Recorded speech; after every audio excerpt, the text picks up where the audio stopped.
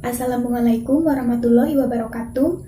Perkenalkan, nama saya Naura Nadifa dari kelas 1B dengan NIM K71219196. Pada video ini saya akan menyajikan materi mengenai filsafat Pancasila.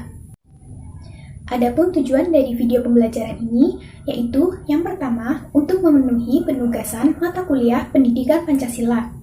Dan yang kedua yaitu untuk menambah wawasan kepada teman-teman tentang materi filsafat Pancasila. Filsafat Pancasila dapat didefinisikan sebagai refleksi kritis dan rasional tentang Pancasila sebagai dasar negara dan kenyataan budaya bangsa, dengan tujuan untuk mendapatkan pokok-pokok pengertiannya yang mendasar dan menyeluruh. Pancasila dikatakan sebagai filsafat, karena Pancasila merupakan hasil permenungan jiwa yang mendalam yang dilakukan oleh The Founding Fathers Indonesia yang dituangkan dalam suatu sistem. Apa itu filsafat Pancasila? Pengertian filsafat Pancasila secara umum adalah hasil berpikir atau pemikiran yang sedalam-dalamnya dari bangsa Indonesia yang dianggap, dipercaya, dan diyakini sebagai kenyataan, norma-norma, dan nilai-nilai yang benar, adil, bijaksana, dan yang paling sesuai dengan kehidupan dan kepribadian bangsa Indonesia. Filsafat Pancasila kemudian dikembangkan oleh Soekarno sejak 1955 sampai kekuasaannya berakhir pada 1965. Pada saat itu, Soekarno selalu menyatakan bahwa Pancasila merupakan filsafat asli Indonesia yang diambil dari budaya dan tradisi Indonesia, serta merupakan akulturasi budaya India, yaitu Hindu-Buddha, kemudian Barat, yaitu Kristen, dan Arab, yaitu Islam. Filsafat Pancasila menurut Soeharto telah mengalami Indonesianisasi. Semua sila dalam Pancasila adalah asli, diangkat dari budaya Indonesia, dan selanjutnya dijabarkan menjadi lebih rinci ke dalam butir-butir Pancasila. Filsafat Pancasila dapat digolongkan sebagai filsafat praktis, sehingga filsafat Pancasila tidak hanya mengandung pemikiran yang sedalam-dalamnya atau tidak hanya bertujuan mencari, tetapi hasil pemikiran yang berwujud filsafat Pancasila tersebut dipergunakan sebagai pedoman hidup sehari-hari, agar hidup bangsa Indonesia dapat mencapai kebahagiaan lahir dan batin, baik di dunia maupun di akhirat. Sebagai filsafat, Pancasila memiliki dasar-dasar. Ada 3 dasar Pancasila. Yang pertama, dasar ontologis. Yang kedua, dasar epistemologis. Dan yang ketiga, dasar aksiologis. Yang pertama yaitu dasar ontologis Pancasila. Dasar-dasar ontologis Pancasila menunjukkan secara jelas bahwa Pancasila itu benar-benar ada dalam realitas dengan identitas dan entitas yang jelas. Melalui tinjauan filsafat, dasar ontologis Pancasila mengungkap status istilah yang digunakan, isi dan susunan sila-sila, tata hubungan, serta kedudukannya. Dengan kata lain, pengungkapan secara ontologis itu dapat memperjelas identitas dan entitas Pancasila secara filosofis. Kaelan menjelaskan dasar ontologis Pancasila pada hakikatnya adalah manusia yang memiliki hakikat mutlak monopluralis. Manusia Indonesia sendiri menjadi dasar adanya Pancasila. Manusia Indonesia sebagai pendukung pokok sila-sila Pancasila secara ontologis memiliki hal-hal yang mutlak, yaitu terdiri atas susunan kodrat raga dan jiwa, jasmani dan rohani, sifat kodrat manusia sebagai makhluk individu dan sosial, serta kedudukan kodrat manusia sebagai makhluk pribadi berdiri sendiri dan sebagai makhluk Tuhan yang Maha Esa. Ciri-ciri dasar dalam setiap Pancasila memiliki sifat-sifat dasar manusia yang bersifat Dwitunggal. Ada hubungan yang bersifat dependen antara Pancasila dan manusia Indonesia. Artinya, eksistensi, sifat dan kualitas Pancasila amat bergantung pada manusia Indonesia.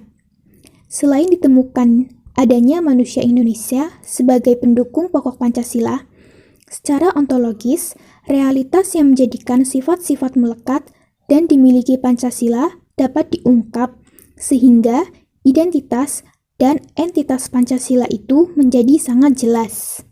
Soekarno menggunakan istilah Pancasila untuk memberi 5 dasar negara yang diajukan. 2 orang sebelumnya yaitu Supomo dan Muhammad Yamin. Meskipun menyampaikan konsep dasar negara masing-masing, tetapi tidak sampai memberikan nama. Istilah Pancasila yang diperkenalkan Soekarno menjadi nama resmi dasar negara Indonesia yang isinya terdiri dari 5 sila.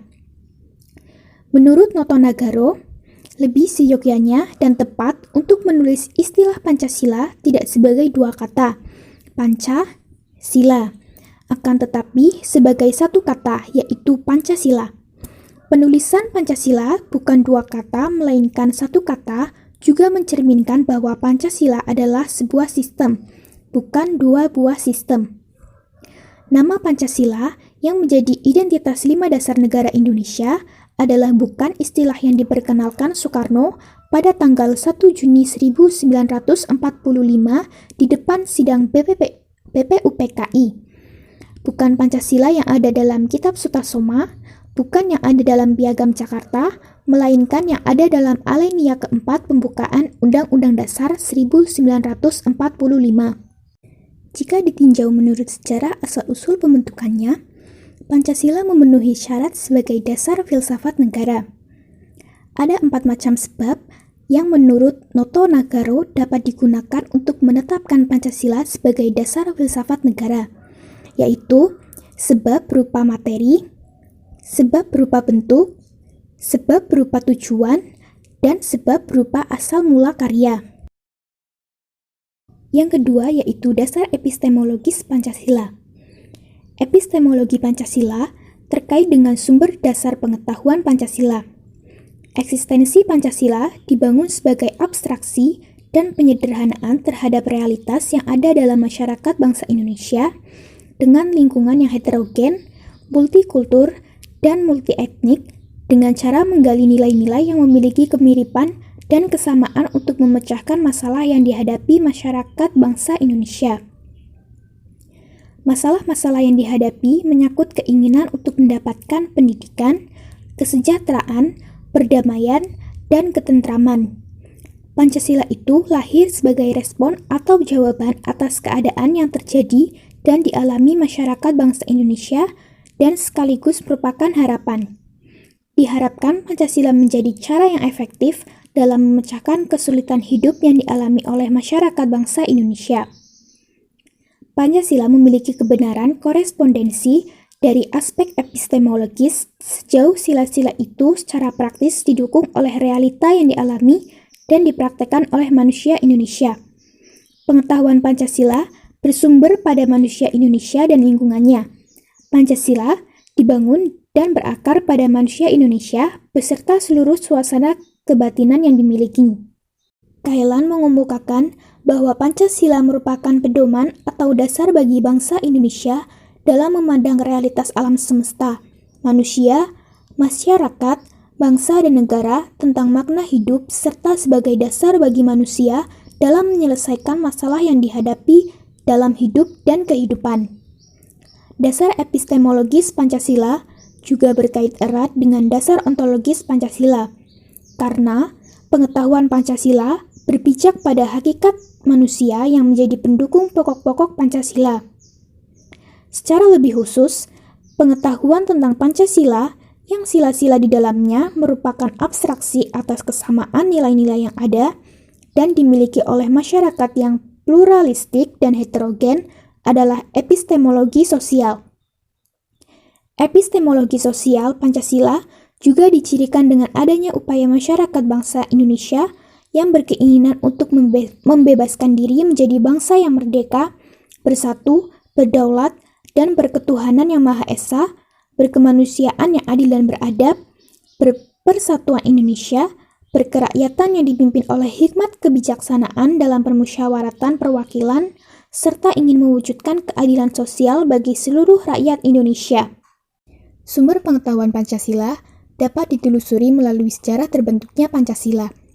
akar sila-sila Pancasila ada, dan berpijak pada nilai serta budaya masyarakat bangsa Indonesia. Nilai serta budaya masyarakat bangsa Indonesia yang dapat diungkap mulai awal sejarah pada abad 4 Masehi. Di samping diambil dari nilai asli Indonesia, juga diperkaya dengan dimasukkannya nilai dan budaya dari luar Indonesia. Nilai-nilai yang dimaksud berasal dari agama Hindu, Buddha, Islam, serta nilai-nilai demokrasi yang dibawa dari Barat. Berdasarkan realitas demikian, maka dapat dikatakan bahwa secara epistemologis pengetahuan Pancasila bersumber pada nilai dan budaya tradisional modern, budaya asli dan campuran.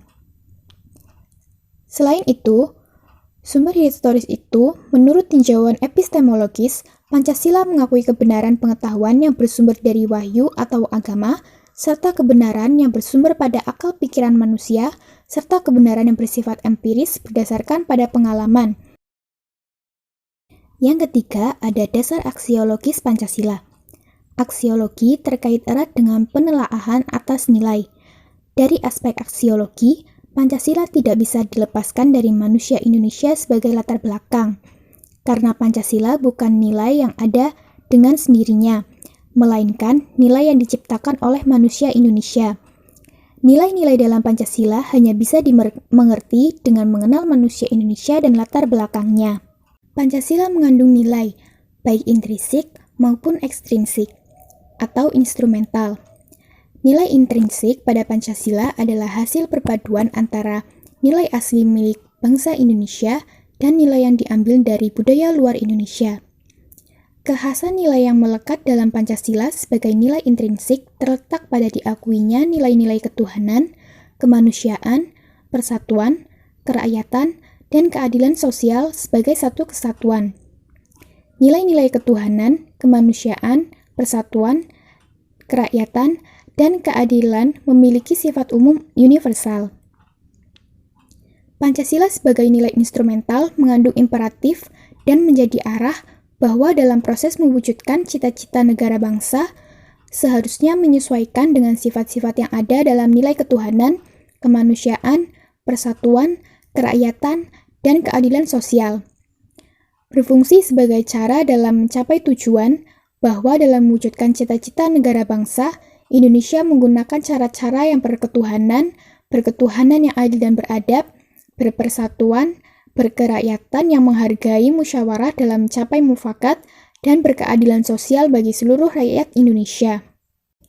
Pancasila juga mencerminkan nilai realitas dan idealitas.